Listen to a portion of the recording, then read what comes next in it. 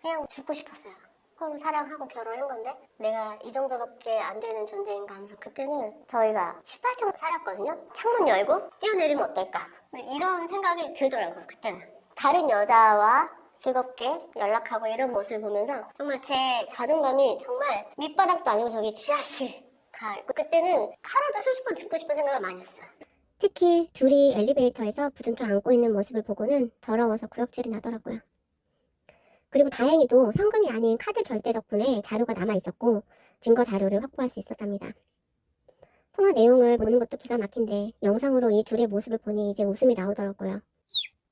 안녕하세요. 전 남편이 바람을 펴서 이혼을 하고 혼자 살고 있는 40대 여자입니다. 유튜브 엄마는 강하다 엄강TV를 운영하고 있는 유튜버입니다. 불륜을 알게 되신 거잖아요. 네. 처음에 어떻게 알게 되셨나요? 이 여자의 촉이 있잖아요. 어느 순간부터 이 사람이 핸드폰을 하는데 눈동자와 입가에 미소가 있으면서 막 누구랑 웃으면서 신나게 카톡을 하더라고요. 그게 첫 번째 정황이었고 두 번째는 이제 저희가 4명이 같이 밤에 잠을 자는데 자는 척을 했어요. 근데 남편을 보니까 플랩이어가지고 멀리서도 보이는데 이모티콘이 너무나 사랑스러운 이모티콘이 막 오며 가며 하더라고요. 그 시간에 뭐 12시 막 이랬는데 아 이거는 분명히 여자다 싶어서 증거를 잡아야 되겠다는데 사실 비밀번호 잠겨있고 제가 뭐 차 블랙박스를 볼 수 있는 상황도 아니었는데 정말 우연하게도 남편이 차를 놓고 외출한 적이 있어요. 지금이 기회다 싶어서 블랙박스를 봤죠. 그랬더니 거기서 이제 여자 목소리가 흘러나오는 걸 보고선 확실하구나 싶어서 그때부터 계속 블랙박스를 증거를 잡기 시작했죠. 블랙박스 처음에 봤을 때 어떤 느낌이셨어요?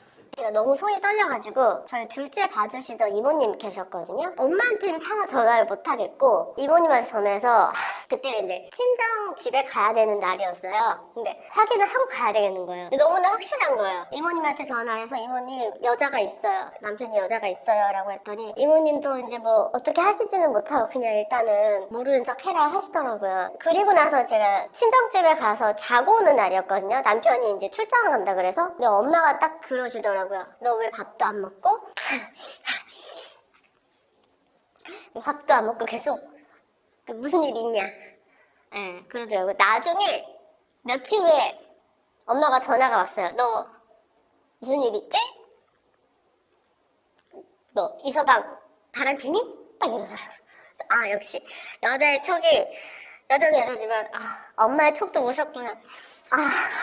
안 오려고 그랬는데 그때 생각하니까 바람 핀 걸 안 다음에 본인이 왜 바람을 폈는지 이야기를 한 적이 있었을 거 아니에요?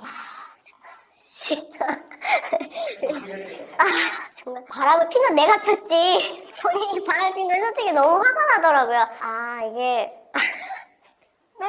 이거 잠깐 다른 얘기는 주위에 어린이집 엄마들이 제가 애들도 놓고 나오니까 아니 남편이 아니라 아내가 혹시 바람핀 거 아니야? 저 엄마가 그렇게 얘기하는 거 아니야? 이렇게 말할 정도로 사실 아무도 제 주위에서도 이 사람이 바람필 사람이다라는 거 믿지도 않았고 바람핀 사람들의 이유는 다 똑같더라고요. 너 때문에 바람 폈다. 이게 가장 큰 모든 바람난 사람들의 전형적인 레퍼토리인데 배우자가 힘들게 했다라는 거거든요. 그래서 제가 저 스스로도 굉장히 좀 반성하고 돌이키는 시간도 많이 가졌어요. 내가 도대체 뭘 잘못했나? 내가 이 사람이 국을 짜게 좀 해달라고 했는데 내가 싱겁게 해서 그랬나? 아니면은 이 사람의 의견을 내 의견을 너무 강조를 했나? 아니면은 그렇게 아무리 생각해도 근데 사실 바람의 이유가 없다고 생각을 해요. 그냥 바람을 핀 거지. 본인이 하고 싶으니까. 제가 증거를 찾지 않으면 제가 완전히 정신이 꿈꾸인 거예요. 그 전에도 외박도 하고 마사지 이런 유흥업소도 다니고 동네 주민한테도 작업 거는 그런 카톡 내용도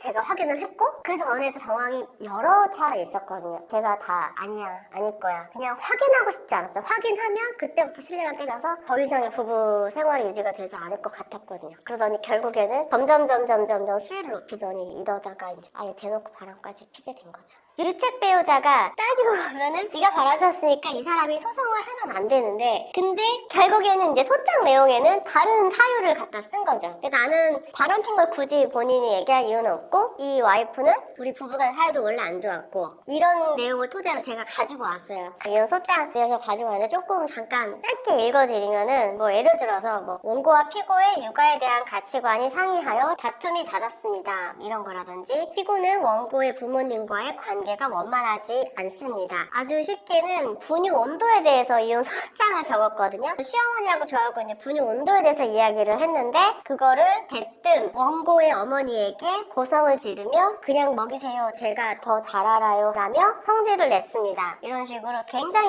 사소한 것까지도 다 적었는데 실제로는 본인은 아기 분유를 한 번도 준 적이 없는데 제가 계속 데리고 키웠는데 어머니 앞에서 그렇게 어머니 제가 큰 소리를 냈다고? 그거 말고도 지금 주식 피고는 원고와의 약속을 저버리고 몰래 주식 투자를 하여 원고의 피고에 대한 신뢰 관계를 저버렸습니다 등등의 제가 이거는 사진을 찍어서 보내드릴게요.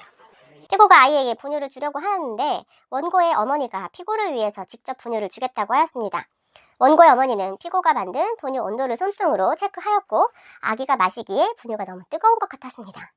이에 원고의 어머니는 피고에게 분유 온도가 너무 뜨거운 것 같으니 괜찮은지 다시 한번 봐달라고 하였습니다.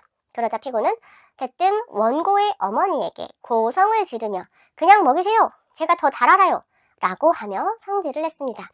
자, 첫째 아니고 둘째입니다. 한 번 육아 경험이 있는 피고예요. 둘째는 분유 온도 40도가 아니라 45도 정도로 먹었어요. 신생아 때부터 딱 좋은데? 라고 해서 먹이면 안 먹고 더 따뜻하게 해서 줘야 그제야 먹었어요. 그런데 전 남편은 아기 돌이 될 때까지 본인이 둘째 분유를 준 적이 없습니다. 저는 기억에 없습니다. 그날도 딱 좋은 온도로 어머니께 드렸는데 어머니께서 몇 차례 뜨겁다고 하시는 거예요.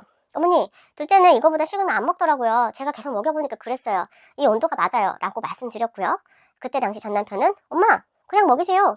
라며 마치 제 편을 드는 것처럼 이야기했어요. 나중에 전 남편이 엄마가 속상해 하셨다면서 분유 온도를 이야기하더라고요. 처음에는 화가 났지만 제가 전 시어머니께 전화드렸어요. 그리고 죄송하다고 했어요. 그렇게 마무리됐어요.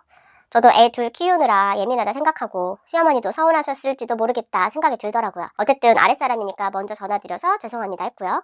그렇게 마무리되었다고 생각했거든요. 그런데 이걸 이혼 소장에 작성한 거 보니까 정말 할 얘기가 많이 없었나 봐요. 이유야 만들기 나름이긴 하지만 네, 이유를 그렇게 만들었더라고요.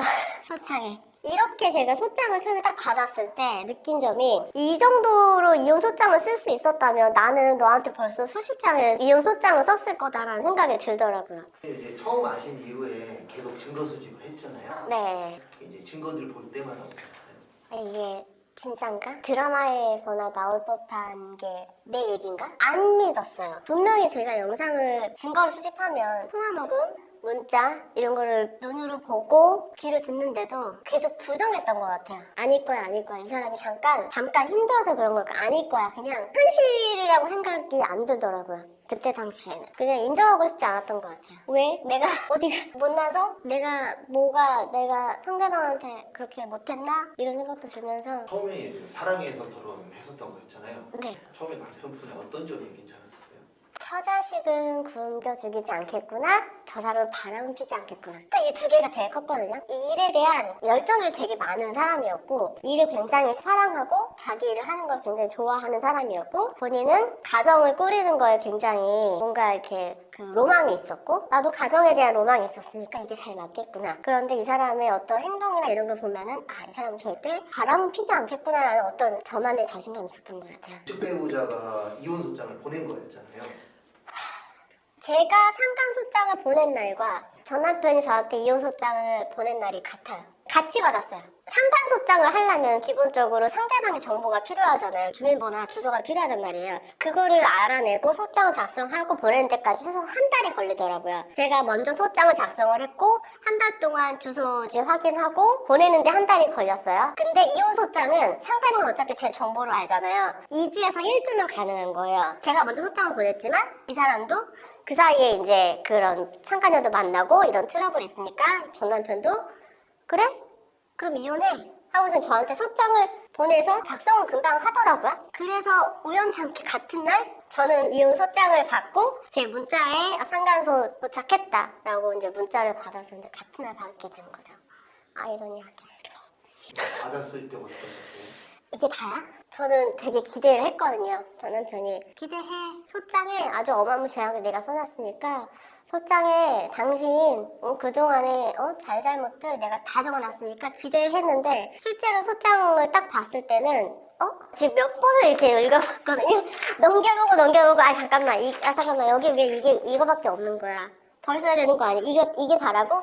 이 정도로 그냥 좀 허무했던 것 같아요. 전 남편처럼 외도를 했다거나 아니면 주식으로 아니면 제가 뭐 사치가 있으면서 맨날 가방을 사다. 근데 그럴 만한 여유도 없었거든요. 그럴 만한 전혀 이혼에 정말 직접적인 이런 이혼 사유가 없었는데 근데 본인이 막 이렇게 떵떵거리고 뭔가 있는 것처럼 이야기를 하길래 뭐 대단히 기대를 했는데 저는 그냥 실망했어요.